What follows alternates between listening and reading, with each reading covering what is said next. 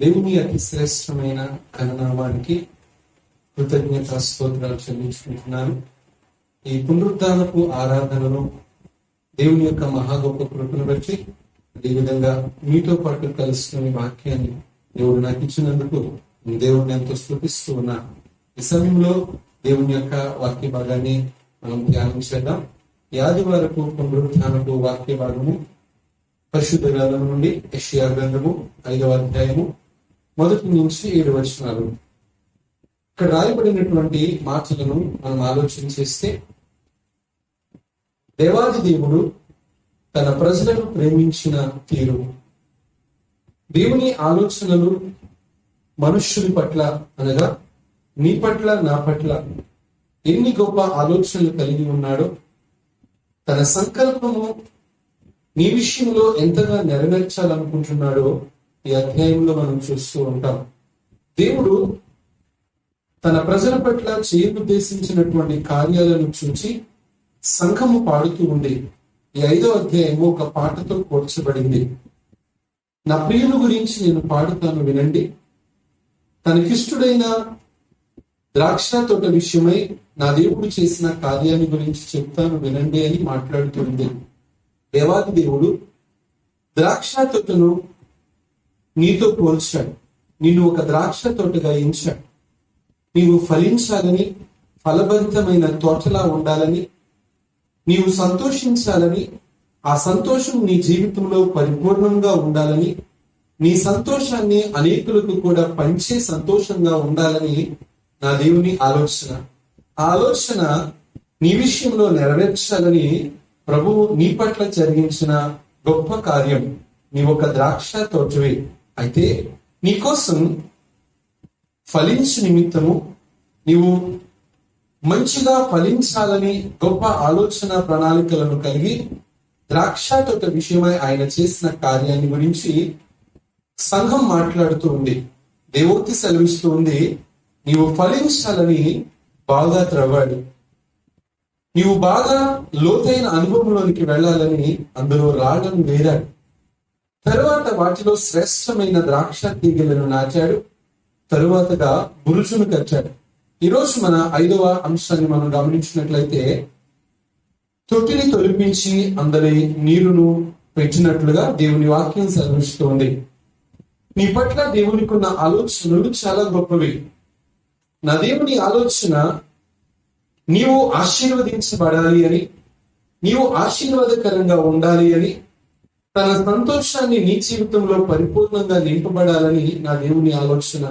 అందుకే ప్రియ సంఘమా, నిన్ను దేవుడు ద్రాక్ష తోటతో పోల్చాడు.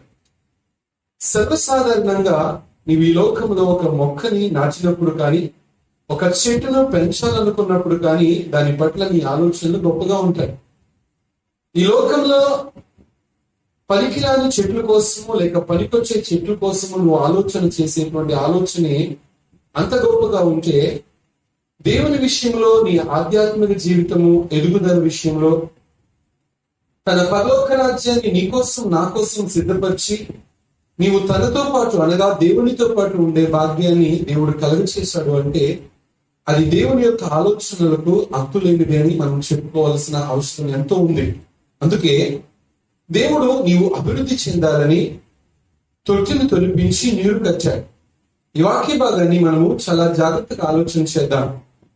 నీవు ఫలించు నిమిత్తము దేవుడు నీ పట్ల జరిగించినటువంటి కార్యాలు చాలా గొప్పవి. అవి చాలా ఉన్నతమైనవి. అవి చాలా ఉన్నతముగా దేవుడు ఆలోచన చేశాడు.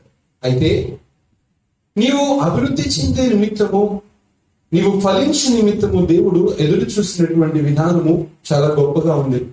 అందుకే ప్రభువు బాగా త్రవ్వి, రాళ్లను ఏరి, అందరి తీగలను నాటి, బురుజును కట్టి, తొట్టిని తొలిపించి నీవు ఫలిస్తావా అని ద్రాక్ష పండ్ల కోసం ఎదురు చూస్తూ ఉన్నాడు.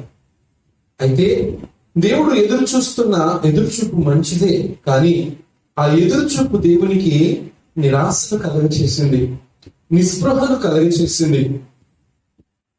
అది ఏ విధమైన పరిస్థితి కనిపించింది?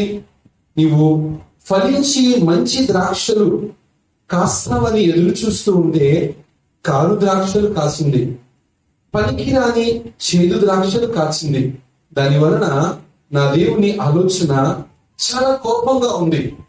నీవు ఫలించాలని, అభివృద్ధి చెందాలని, నిందించాలని, విస్తరించాలని, నీవు ఆత్మలో సంపూర్ణమైన భక్తి చేత కొనసాగించాలని, నీ భక్తి జీవితాన్ని దేవునితో, నీ నిత్య జీవితాన్ని దేవునితో మొదలు పెట్టాలి, దేవునితోనే కొనసాగించాలని దేవుని ఆలోచనలు గొప్పగా ఉంటే, నీవు ఫలించకుండా, నీవు ఫలభరితమైన తోటగా ఉండకుండా పనికిరాని చెట్టుగా లేక పనికిరాని దేవుని బిడ్డగా నీవు ఉన్నట్లయితే నా దేవుడు నీ పట్ల ఎంతో వేదన కలిగి ఉంటాడు.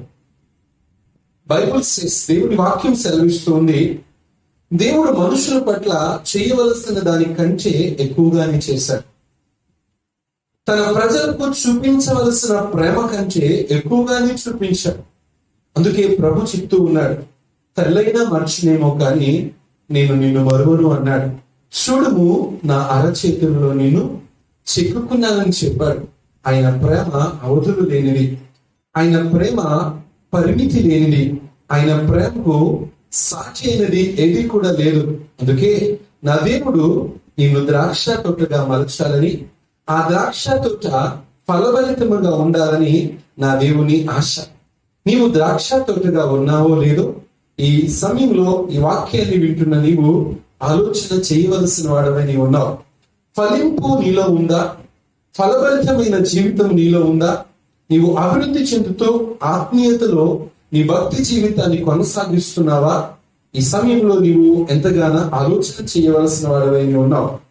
దేవుని వాక్యం సెలవిస్తుంది. ఫిలిప్పీయులకు రాసిన పత్రిక 2వ అధ్యాయము 6, 7, 8 వచనాల్లో మనం చూస్తున్నప్పుడు యేసుక్రీస్తు ప్రభు తన మనస్సును ఎరిగిన విషయంలో ఆయన మాట్లాడుతున్నటువంటి సందర్భం చాలా గొప్పగా ఉంది. ఫిలిప్పీయులకు రాసిన పత్రిక 2వ అధ్యాయము 6 నుంచి 7 వచనాల వరకు మనం చూస్తున్నట్లయితే, క్రీస్తు యేసునకు కలిగిన ఈ మనస్సు మీరును కలిగి ఉండుడి. దేవునికి ఒక మనస్సు కలిగి ఉంది. దేవుని మనస్సు ఏం చెప్తుంది అంటే, ఎదుటివారు సంతోషంగా ఉండాలని. దేవుడు ఆలోచించే విధానము, నీవు గొప్పగా ఉండాలి, నీవు ఆశీర్వాదకరంగా ఉండాలి, నీవు ఫలించాలి, అభివృద్ధి చెందాలి, విస్తరించాలి, దేవుని వారసత్వాన్ని అనుభవించాలి, దేవుని రాజ్యములో వారసులాండులుగా నీ జీవితాన్ని కొనసాగించాలి. పౌలు అంటున్నాడు, క్రీస్తు యేసునకు కలిగిన ఈ మనస్సును మీరును కలిగి ఉండుడి. అంటే క్రీస్తు యేసు కలిగిన మనస్సు ఏంటంటే, ఆయన మనస్సు ఎదుటి వారికి మంచి చేయాలి అని, ఎదుటి వారికి సహాయపడాలి అని, ఎదుటివారు బాధపడుతూ ఉంటే, ఎదుటివారు కృంగిపోతూ ఉంటే, ఎదుటివారు దీనస్థితిలో ఉంటే ఆయన మనస్సు నిన్ను ఆదరించడానికి, నిన్ను ఓదార్చడానికి, నిరాశ నిస్పృహ అలల చేత కొట్టబడుతున్న నీ జీవితంలో నేనున్నాను అని నీకు ధైర్యం చెప్పడానికి ఆయన మనస్సు నిన్ను ప్రేమించడానికి సిద్ధం చేసుకున్నాడు. అందుకే క్రీస్తు యేసునకు కలిగిన ఈ మనస్సును మీరు కలిగి ఉండండి. ఇంతకీ క్రీస్తు యేసు మనస్సు ఏం చెప్పింది? యేసుక్రీస్తు ప్రభువుని గురించి అపోస్తలుడైనటువంటి పౌలు సెలవిస్తూ ఉన్నాడు. యెషయా గ్రంథంలో మనం చూస్తున్నప్పుడు, ఇశ్రాయేలు వంశము సైన్యములకు అధిపతియగు యెహోవా యొక్క ద్రాక్ష తోట విషయంలో తండ్రి అయిన దేవుడు చేసిన ఆలోచన చాలా గొప్పది.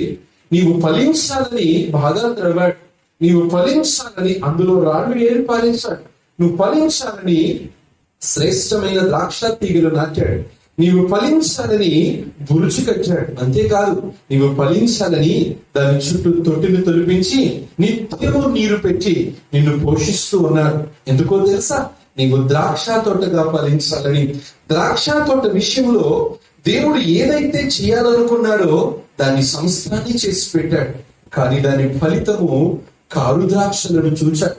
దేవుడు అనుకుంటున్నాడు, నా ద్రాక్ష తోట విషయమై నేను ఏమి తక్కువ చేశాను, నా ద్రాక్ష తోట విషయమై మీరు నాకు న్యాయము తీర్చండి అని ప్రభు ద్రాక్ష తోటను అడుగుతూ ఉన్నారు.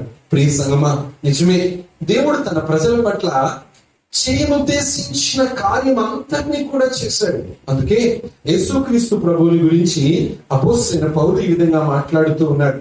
యేసుక్రీస్తు ప్రభు ఈ మనస్సును మీరు కూడా కలిగి ఉండమని ఎందుకు చెప్తున్నాడంటే, యేసుక్రీస్తు 5 రకములైనటువంటి విధానము పౌలు వివరిస్తూ ఉన్నాడు. మొదటిగా యేసుక్రీస్తు ప్రభు ఇలా చేశాడట. 6వ వచనాన్ని మనం చూస్తే, ఫిలిప్పీయులకు రాసిన పత్రిక 2వ అధ్యాయము 6వ వచనాన్ని మనం చూస్తే, ఆయన దేవుని స్వరూపమును కలిగిన వాడై ఉన్నాడు. దేవుని స్వరూపమును కలిగిన వాడై ఉన్నాడు. దేవుని చేత, మహిమ చేత మధ్యాకాశంలో దేవుని స్థలమందు, ఆయన కుడిపార్శ్వమందు దేవుని ఏ ఆత్మరూపమైతే కలిగి ఉన్నాడో ఆ రూపమును కలిగి ఉండి, ఆయన మనస్సు ఏ విధముగా తన ప్రజల పట్ల ఆలోచన కలిగి ఉంది, తన ఏ మనస్సు చేత తన ప్రజలను ప్రేమించడానికి ఇష్టపడుతున్నాడో శ్రేష్టమైన 5 విషయాలు మనం గమనించినప్పుడు, దేవుడు తన స్వరూపమును కలిగిన వాడై, ఆయన దేవుని స్వరూపమును కలిగిన వాడై. మొదటి మాట, ఆయన దేవుని స్వరూపమును కలిగిన వాడై తన ప్రజల పట్ల, తన ప్రజలను ప్రేమించే విషయంలో దేవుడు కలిగి ఉన్న మొదటి గొప్ప స్వభావము దేవుని స్వభావము, దేవుని స్వరూపము కలిగి ఉన్నాడు. ఒక తండ్రి తన కుమారుడిని ఇలా మాట్లాడుతూ ఉన్నాడు, నేను చెప్పినట్లుగా చేయాలి, నేను చెప్పినట్లుగా నువ్వు చేయాలి, చేస్తావా అని అడిగితే, తన కుమారుడు తన తండ్రి ఏదైతే చెప్తున్నాడో అది చేయడానికి ఇష్టపడుతూ ఉన్నా తనకు నచ్చితే చేస్తాడు, నచ్చకపోతే చేయడు. తనకు అనుకూలంగా ఉంటే దాన్ని వింటాడు, అనుకూలంగా లేకపోతే వినడు. ఈ లోకంలో ఉన్న తండ్రి మాట కుమారుడు వినడం లేదు. తండ్రికి ఏమాత్రం కూడా లోబడడం లేదు. తండ్రి చెప్పినట్లుగా విధేయతను కలిగి జీవించడం లేదు. అది ఈ లోకపు తండ్రి కొడుకుల మధ్య ఉన్నటువంటి సంబంధం. కానీ తండ్రి అయిన దేవుడు తన కుమారుని పిలిచి, నీవు ఇలాగా చెయ్యి, నీవు ఈ విధంగా ఉండు, నీవు ఈ విధంగా చెయ్యి అని నా ప్రజలను నేను ప్రేమించి నిన్ను ఈ లోకానికి పంపించాలనుకుంటున్నాను అని ఒక తండ్రి తన కుమారుని పట్ల తన కలిగి ఉన్న ఉద్దేశాన్నంతటిని కూడా మన పరమ తండ్రి బయలుపరిచినప్పుడు, ప్రభు అయిన యేసుక్రీస్తు ప్రభు తన తండ్రికి తన చిత్తాన్ని నెరవేర్చడానికి తనను తాను అప్పగించుకున్నాడు.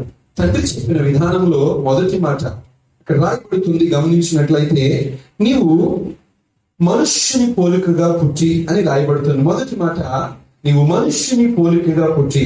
ఎవరి పోలికగా పుట్టాలి? మనుష్యుని పోలికగా పుట్టాలి. దేవుని స్వరూపం కలిగిన వాడై ఉండి నీవు మనుష్యుని పోలికగా పుట్టాలి అనంటే, ఆ యేసుక్రీస్తు ప్రభు చెప్తూ ఉన్నాడు, నేను మనుష్యుని పోలికగా పుట్టాలా? అయితే పుడతానంటున్నాడు.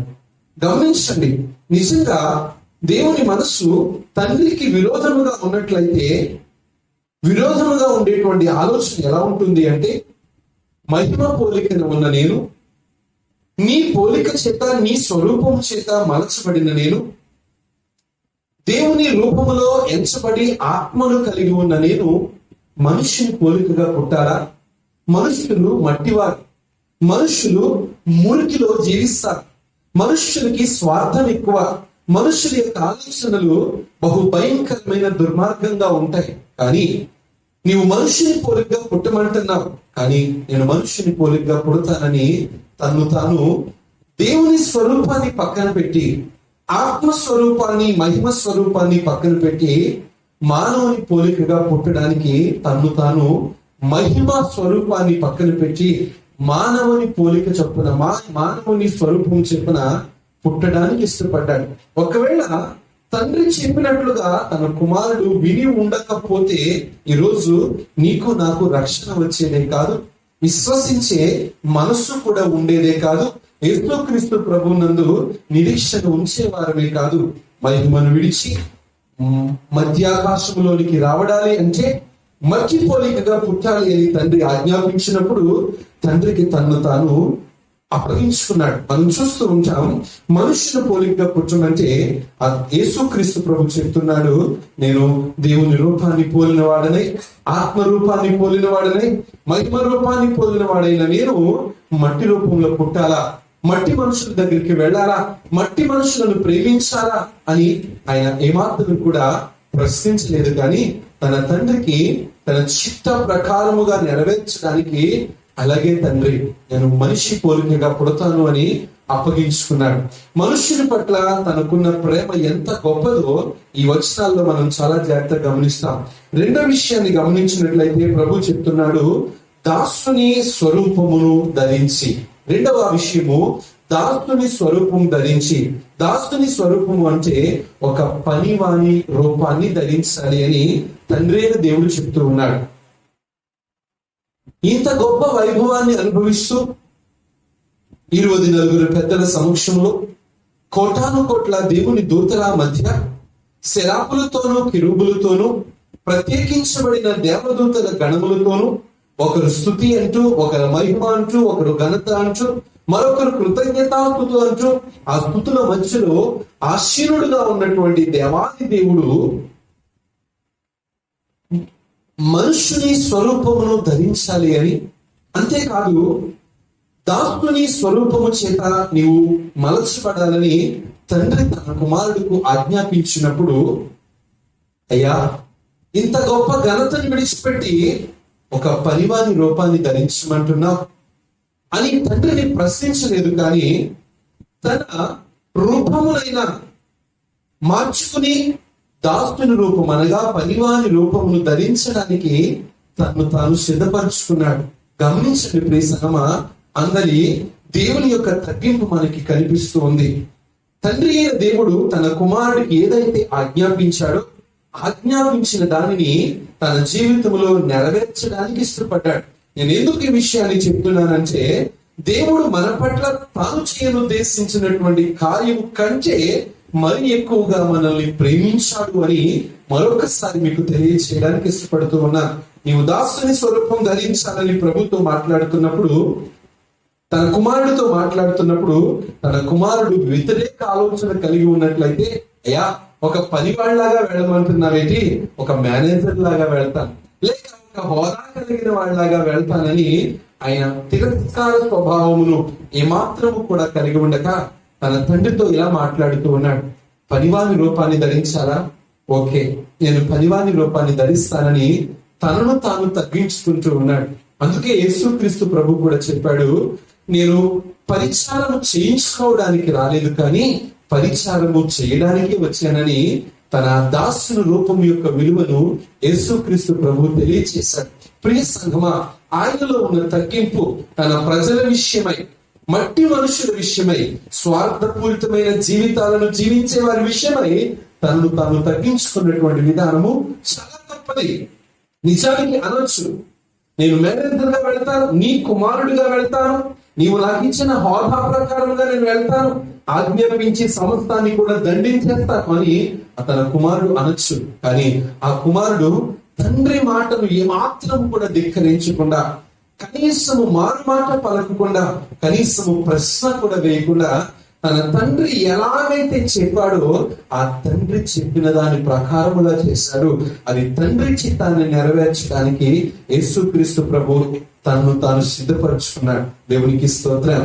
అది దేవుని యొక్క మహా గొప్ప ప్రేమ మన యందు విషదపరచబడుతుంది. మూడో విషయాన్ని మనం గమనించినప్పుడు, రిక్తులుగా చేసుకోవాలట. తండ్రి చెప్తూ ఉన్నాడు తన కొడుకుతో, రిక్తునిగా చేసుకోవాలి అనగా తనను తాను తగ్గించుకోవాలి. అన్ని ఉన్నా ఏమీ లేని వాడిగా వెళ్ళాలి. యేసుక్రీస్తు ప్రభువుకు తెలుసు, పరలోక రాజ్యంలో అక్కడున్న వైభవము కానీ, అక్కడ కనిపిస్తున్నటువంటి పరిసర ప్రాంతాల యొక్క వైభవం కానీ చాలా గొప్పగా ఉంటుంది. వెదజిమ్ముచున్న కాంతులతో, సూర్య తేజమైన వెలుగుతో, ప్రకాశవంతమైనటువంటి కాంతులు కలిగి ధవళ వర్ణ సింహాసనాన్ని అధిష్ఠించిన తండ్రి అయిన దేవుని కుడిపార్శ్వమున యేసుక్రీస్తు ప్రభువునికి హోదాకి తక్కువ లేదు, అధికారానికి తక్కువ లేదు, ఆధిపత్యానికి తక్కువ లేదు. అంతటి హోదా కలిగి ఉన్న యేసుక్రీస్తు ప్రభువుకి తన తండ్రి ఇలా ఆజ్ఞాపిస్తూ ఉన్నాడు, రిక్తునిగా చేసుకోవాలి. అన్ని ఉన్నా ఏమీ లేని వారిగా నీవు తగ్గించుకోవాలని చెప్పినప్పుడు, అయ్యా మన దగ్గర గోడు బంగారం ఉంది కదా, కనీసం మెడలో గోల్స్ తీసుకుని వెళ్తాను, ఆ గొలుసును చూసైనా తండ్రికి తగ్గిన కొడుకు అని అంటారేమో, లేక బ్రాస్లెట్ పెట్టుకుని వెళ్తాను, లేకపోతే ఉంగరాలు పెట్టుకుని ధరించుకుని వెళ్తాను, నీకు తగిన కొడుకుగా ఉండాలి కదా అలా వెళ్తానని ఏమాత్రము కూడా మాత్రం మాట్లాడకుండా రిక్తులుగా చెప్పుకుని వెళ్ళాలి. అంటే అన్ని ఉన్నా ఏమీ లేనివాడిగా వెళ్ళాలని తండ్రి ఆజ్ఞాపించినప్పుడు, అలాగే తండ్రి నీ చిత్తం తండ్రి, అన్ని ఉన్నా ఏమీ లేనివాడిగా వెళ్ళమంటున్నావు కదా, అలాగే వెళ్తాను. చాలా మంది ఈ లోకంలో మనం చూస్తున్నప్పుడు అన్ని ఉన్నా చాలా మంది ఏమీ లేని వాళ్ళుగా ఉండడానికి ఇష్టపడతారా? వాళ్ళ హోదాను చూపించుకోవడానికి హోదాకు తగినట్లుగా జీవిస్తూ ఉంటారు. ఇంకా చెప్పాలి అంటే ఒకవేళ హోదా లేకపోయినా ఉన్న గెడ్డాన్ని శవరాన్ని గొరికించుకున్నట్లుగా హోదా లేకపోయినా హోదాగా పలుకుబడిగా ఈ లోకంలో జీవించడానికి ఇష్టపడతారు. యేసుక్రీస్తు ప్రభువుని చూసి మనం నేర్చుకోవాల్సిన పాఠము, అన్ని ఉన్నా ఏమీ లేనివాడిగా తను తాను తగ్గించుకుని రిక్తునిగా మార్చుకున్నాడు. ప్రియ సంగమా, దేవుని యొక్క ప్రేమ తన ప్రజల పట్ల అన్ని కలిగి ఉన్న ఏమీ లేనివాడిగా ఉన్నాడు అంటే తన ప్రజలను ప్రేమించినటువంటి విధానము చాలా గొప్పగా మనకు కనిపిస్తూ ఉంది. అది దేవుని యొక్క మహా గొప్ప కృప. ప్రియ సహోదరి సహోదరుడా, 4వ విషయాన్ని మనం గమనించినట్లయితే అక్కడ రాయబడుతుంది, ఆయన శరీరాకారమందు మనుష్యుడిగా కనబడి మరణము పొందునంతగా. అంటే నీవు వెళుతూ ఉన్నావు కదా, అవసరమైతే ప్రాణం పెట్టాలి, అవసరమైతే మరణం చెందాలి. తన తండ్రి యేసుక్రీస్తు ప్రభు అయిన ప్రభుతో చెప్తూ ఉన్నాడు, ఇదిగో నీవు మరణమవునంతగా నీవు మరణం చెందాలి.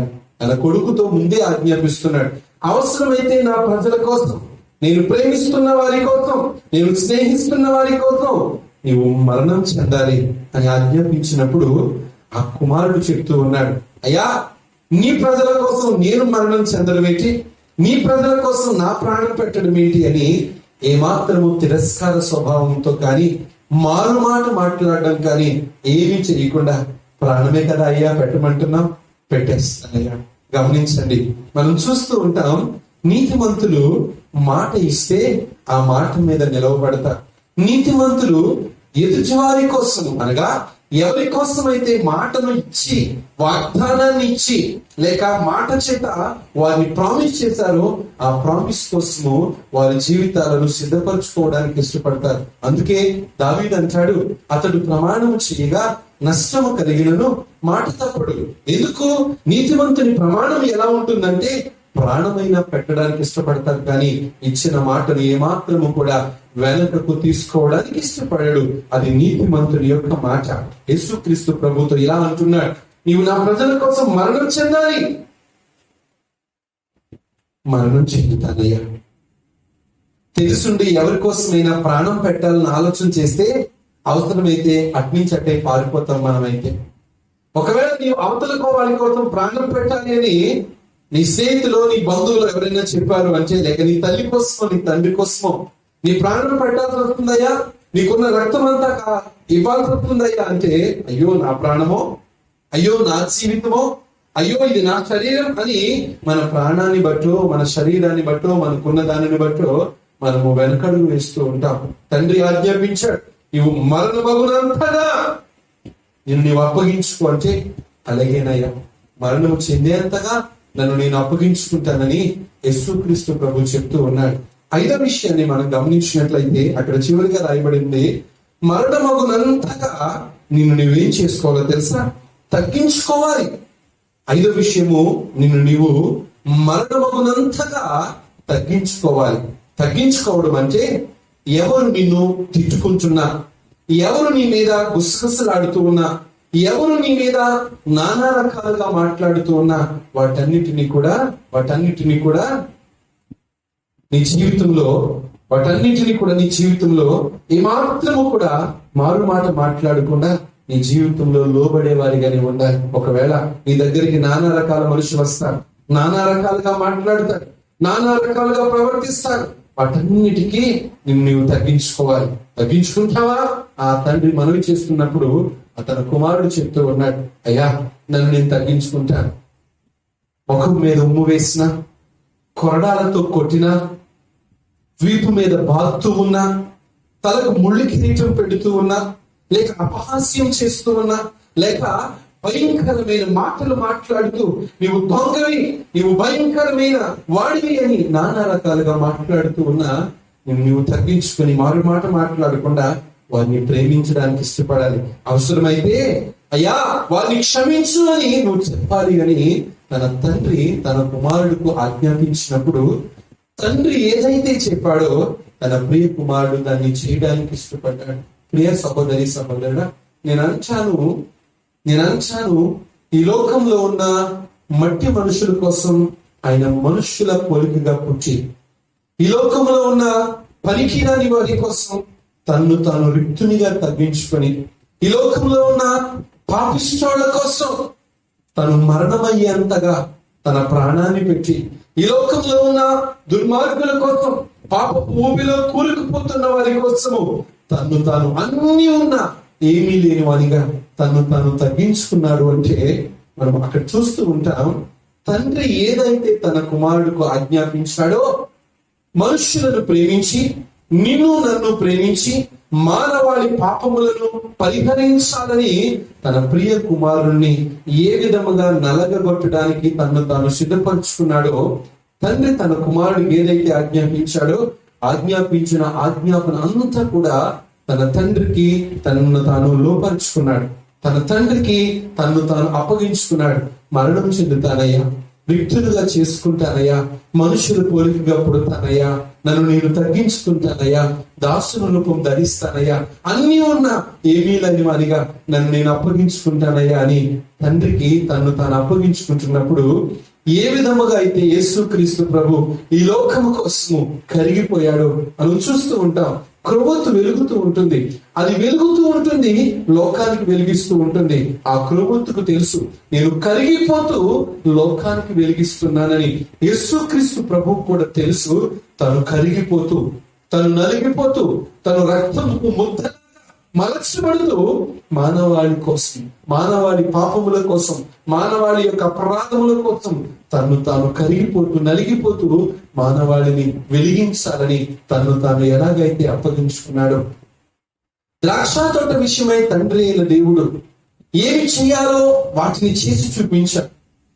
మానవాళి పాపముల నిమిత్తమై యేసుక్రీస్తు ప్రభు తన తండ్రి చిత్తాన్ని నెరవేర్చడానికి ఏది చేయాలో నేను అంటాను, ఆయన చేయవలసిన దానికంటే ఎక్కువే చేశాడు. కాబట్టి ఈరోజు నీకు నాకు రక్షణ కలిగింది, విమోచన కలిగింది. ఆ సిలువే లేకపోతే మనుషులకు విలువ లేదు, సిలువే లేకపోతే పాప క్షమాపణ లేదు, సిలువే లేకపోతే దేవుని రాజ్యం లేదు, సిలువే లేకపోతే దేవునితో ఉండే భాగ్యము లేదు, ఆశీర్వాదము, దీవెన, దేవుని యొక్క కృప మన జీవితంలో లేనే లేదు. తాను తగ్గించుకున్నాడు. అందుకే తండ్రి అయిన దేవుడు తన కుమారుని ఈ విధంగా మాట్లాడుతూ ఉన్నాడు. భూమి మీదను భూమి కిందను ఆకాశము పైనను వారందరూ నీ ఎదుట మ్రోకరిల్లేలాగా చేస్తా. నేను ఏదైతే చెయ్యమని నీతో చెప్పానో దాన్ని నువ్వు చేయడానికి నువ్వు అప్పగించుకున్నావు కదా, అన్ని నామముల కన్నా పైన ఉన్న నామము నీ నామములాగా హెచ్చిస్తానని, నేను తాను గొప్ప చేస్తానని తండ్రి అయిన దేవుడు కుమారుడికి ఆజ్ఞాపించాడు. ఇందులో మనం నేర్చుకోవాల్సినటువంటి విషయం ఏంటంటే, ద్రాక్ష తోట విషయమై తండ్రి ఏమి చెయ్యాలో దానంతటిని కూడా చేసి చూపించాడు. అందుకే ద్రాక్ష తోట విషయమై ప్రభు ఇలా అంటున్నాడు, నేను చెయ్యవలసిన దానికంటే ఎక్కువ చేశాను, కానీ అవి కారు ద్రాక్షలు కాచాయి.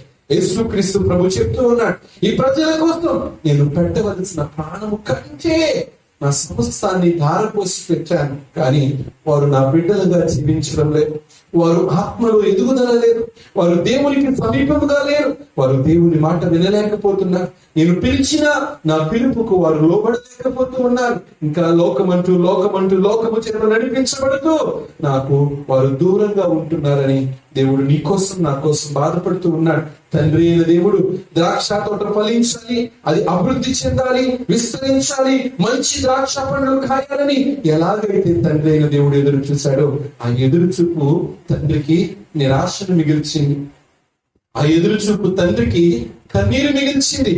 అందుకే తండ్రి అయిన దేవుడు అంటున్నాడు, నా ద్రాక్ష తోట విషయమై నాకు న్యాయం జరగాలి, ఒకవేళ నాకు న్యాయం జరగకపోతే పనికి రాని ద్రాక్ష తీగలను తీసి అగ్నిలో వేసేస్తాను. నేను కాల్చేస్తాను అని ద్రాక్ష తోట విషయమై, కాచిన కారు ద్రాక్షల విషయమై తండ్రి అయిన దేవుడు ఎంతో బాధపడుతూ ఉన్నాడు. నీవు ద్రాక్ష తోటగా ఉండాలని, నీవు ఫలించాలని, నీవు సంతోషంగా ఉండాలని, ఆ సంతోషం నీ జీవితంలో పరిపూర్ణమవ్వాలని నా దేవుడు ఆలోచన చేస్తే, నేను పనికి రాకుండా ఉండడానికి నీ జీవితాన్ని పాడు చేసుకుంటున్నావు. అందుకే ప్రియ సంగమా, నీవు ఫలించే ద్రాక్ష తోటలుగా ఉండాల్సిన నీవు కారు ద్రాక్షలుగా ఉంటున్నావు. ఫలాలు లేని అంజూరపు చెట్టులాగా నీవు ఉంటున్నావు. ద్రాక్ష పండ్లు లేని పనికిరాని చేతు ద్రాక్షలు కాకే ద్రాక్ష చెట్టుగా నీవు ఉంటున్నావు. నీవు ఫలించకపోతే, దేవుడు ఫలించాలనుకున్న రీతిగా నీవు ఫలించలేకపోతే, నా దేవుడు చెప్తూ ఉన్నాడు, పనికి రాని ద్రాక్ష తీగలను తీసివేస్తానని చెప్తూ ఉన్నాడు. నువ్వు పనికొచ్చేవాడిగా ఉండాలని నా దేవుడు నీ కోసం ప్రాణం పెంచాడు, తను తాను తగ్గించుకున్నాడు, తండ్రి ఆజ్ఞాపించాడు. అయ్యా, నీవు మనుషుల పోలికగా పుట్టాలంటే పుడతానయ్యా, నీవు లిప్తులుగా తగ్గించుకోవాలంటే తగ్గించుకుంటానయ్యా, దాసుని రూపం ధరించాలంటే ధరిస్తానయ్యా, మరణం అవ్వాలి అంటే మరణం చెందుతానయ్యా, నువ్వు తగ్గించుకోవాలంటే తగ్గించుకుంటానయ్యా. ఎవరు నిన్ను తిట్టినా, ఎవరు నీ మీద కుసుకుసులాడినా, ఎవరు నీ మీద నానా రకాలుగా మాట్లాడినా వాటన్నిటికీ నీవు శిరస్సు వంచాలి అని తండ్రి ఆజ్ఞాపించినప్పుడు వాటన్నిటిని కూడా తన జీవితంలో తన తండ్రి చిత్తాన్ని నెరవేర్చడానికి ఇష్టపడ్డాడు. ప్రియా సహోదరి సహోదరుడు, ఎందుకు యేసుక్రీస్తు ప్రభు తను తాను అంతగా తగ్గించుకున్నాడు తెలుసా? నిన్నెంతో ప్రేమించాడు కాబట్టి, నిన్ను ప్రేమించాడు కాబట్టి దేవుని వాక్యం సెలవిస్తుంది, మంచి కాపరి తన గొర్రెల కొరకు ప్రాణం పెడతాడు. ప్రేమించిన వారి కోసం అవసరమైతే ప్రాణం పెడతాడు. ద్రాక్ష తోటలుగా ఉండాల్సిన నీవు, మంచి తోటలుగా ఉండాల్సిన నీవు, ఫలించే ద్రాక్ష పండ్లుగా ఉండాల్సిన నీవు కారు ద్రాక్షలుగా ఉంటే ఆయన పెట్టిన ప్రాణానికి, ఆయన చేసిన త్యాగానికి నీ జీవితంలో ఏమాత్రం విలువ ఉంది? ప్రభు అస్తమాను నీ కోసం ప్రాణం పెట్టడానికి దేవుడు శరీరధారిగా లేరు. ఆల్రెడీ వచ్చాడు, 2000 సంవత్సరాల క్రితం వచ్చాడు, శరీరధారిగా ఈ లోకానికి తను తాను అప్పగించుకున్నాడు. ఇప్పుడు ఆత్మదేహము కలిగి ఉన్నాడు. ప్రియ సంగమా, మరలా తిరిగి ప్రాణం పెట్టాలి అంటే ఆయన ఇప్పుడు శరీరధారిగా లేడు. ఆయన వచ్చాడు శరీరధారిగా, తన కాలానంతటినీ కూడా ఈ లోకంలో గడపాలన్నంతసేపు గడిపి నీ కోసం నా కోసం ప్రాణం పెట్టాడు. ప్రియ సహోదరి సహోదరుడా, కానీ నీవు దేవునిలో ఫలించలేకపోతున్నావు, ఫలభరితమైన తోటలాగా ఉండలేకపోతున్నావు. కారు ద్రాక్షలు కాచే వ్యక్తిగా, పనికిరాని చేతు ద్రాక్షలు కాచే వ్యక్తిగా నీవు ఉంటున్నావు. ప్రభునందు ప్రియ సహోదరి సహోదరుడా, ప్రభు పక్షాన నిలబడి నీ జీవితంలో నువ్వెందుకు ఫలించలేకపోతున్నావు? దేవుడు చేయవలసిన దానికంటే ఎక్కువే చేశాడు కదా. దేవుడు నిన్ను ప్రేమించాల్సిన దానికంటే ఎక్కువగానే ప్రేమించాడు కదా. నీ తల్లి కూడా నిన్ను అంతగా ప్రేమించలేదు, నీ తండ్రి కూడా నిన్ను అంతగా ప్రేమించలేదు, నీ బంధువులు, నీ కుటుంబాలు నిన్ను అంతగా నిన్ను ప్రేమించలేదు. నా తండ్రి ప్రేమించినట్లుగా, నా దేవుడు ప్రేమించినట్లుగా, అలాంటి ప్రేమించిన దేవుణ్ణే నీ జీవితంలో దూరం పెడతావా? అలాంటి ప్రేమించిన దేవుణ్ణే నీ జీవితంలో దూరం చేసుకుంటావా? ఫలించలేకుండా నీ ఉంటే నా దేవుడు నిన్ను బట్టి ఎంతో బాధపడతాడు. అయ్యో, వారు ఫలిస్తారని ఆశతో ఎదురు చూస్తూ ఉంటే, ఎండిపోయిన కారు ద్రాక్షలు కాచేలాగా ఉంటే నా దేవుడు నిన్ను బట్టి ఎంతో బాధపడతాడు కదా. ప్రియా సహోదరి సహోదరుడా, ఈ విషయాన్ని చాలా జాగ్రత్తగా గమనించు. నీవు ఫలించే ద్రాక్ష తోటగా ఉండాలి, కానీ కారు ద్రాక్షలు కాచే ద్రాక్ష తోటగా నీవు ఉండకూడదు. ఫలించని ద్రాక్ష తీగలు దేవుడు అగ్నిలో వేసేస్తానంటున్నాడు. దేవుడు నీ కోసం చేయవలసిన దానికంటే ఎక్కువే చేశాడు. బాగా త్రవ్వాడు, రాళ్లను ఏరేశాడు, గురుజును కచ్చాడు, నీళ్లు పెంచాడు, దానికి కావలసినటువంటి సేద్యానంతటినీ కూడా చేశాడు. కానీ అది పనికి రాకుండా పోయింది. నీ జీవితంలో కూడా దేవుడు ప్రాణం పెట్టాడు, నువ్వు ఫలించాలని తన త్యాగం చేశాడు, తన ప్రాణాన్ని త్యాగం చేసుకున్నాడు. కానీ నీవు ఆత్మలో ఫలించకపోతే, విశ్వాసంలో ఫలించకపోతే, నీతిలో ఫలించకపోతే నా దేవుడు నిన్ను బట్టి బాధపడతాడు. ప్రియ సహోదరి సహోదరుడా, నీవు దేవుణ్ణి బాధ పెట్టే వ్యక్తిగా కాకుండా ఫలింప చేసే వ్యక్తిగా, ఫలభరితమైన తోటగా నీవు సిద్ధపరచుకుని నీ జీవితాన్ని ప్రభువుకు అప్పగించు. వాక్యాన్ని వింటున్న దూరాన సమీపాన ఉన్న ప్రియ సహోదరి సహోదరుడా, నీవు ఫలించేవాడిగా ఉండు. అంతేకాని ఫలాలు లేని తోటలాగా, ఫలాలు లేని చెట్టులాగా నీ జీవితాన్ని సిద్ధపరచుకోకు. ఏమాత్రం కూడా సిద్ధపరచుకోకు. దేవునికి ఇష్టడుగా, దేవుని ఎదుట తగ్గింపుకునే స్వభావంతో, దేవునికి లోబడి వాడిగా దేవుని చిత్తాన్ని నెరవేర్చి ఆయనకు అప్పగించుకునేటువంటి వ్యక్తిగా నీవు ఉన్నప్పుడు నీ జీవితం ఎప్పుడు ఫలభరితంగానే ఉంటుంది.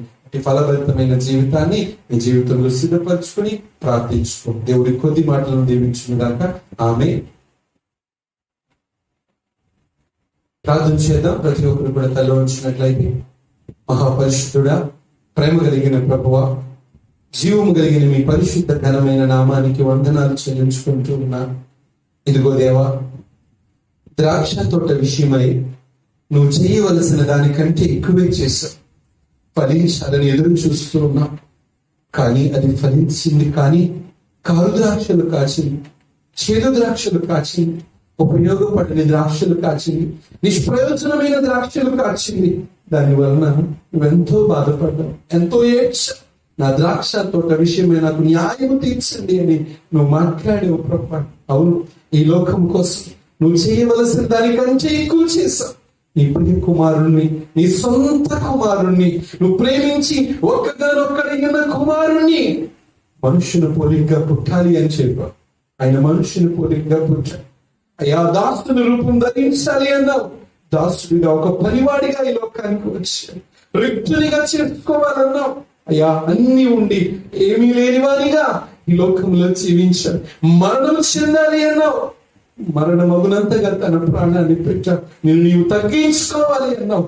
ఎవరు ఏమన్నప్పటికీ కూడా అయ్యా, ప్రాణమును తీసే పరిస్థితులు తన జీవితకు వచ్చినా, తండ్రి మీరేమి చేయించున్నారు, వీరెరుగరు, వీరిని క్షమించమని నీవు తగ్గించుకున్నావు. నీ ప్రేమ ఈ లోకంలో ఎవరు చూపగలరు యేసయ్యా? నీ ప్రేమకు ఎవరు సాటి కలిగిన వారు ఉన్నారు నాయన?